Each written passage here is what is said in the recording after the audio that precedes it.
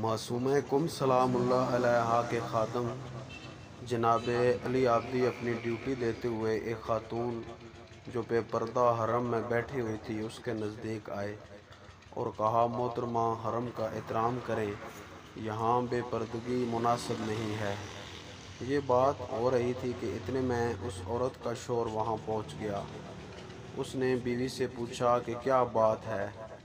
بیوی نے کہا، یہ خادم مجھے تنگ کر رہا ہے، جس پہ اس کے شوہر نے خادم کو تھپڑ مار دیا۔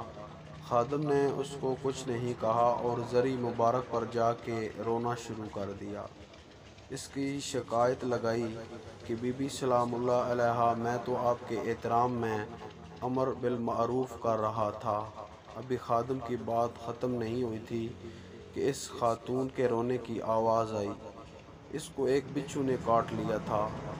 حرم کے خادمین اس کو قریب اسپتال میں لے گئے۔ بعد میں پتہ چلا کہ وہ ایک فوجی کرنل کی بیوی تھی۔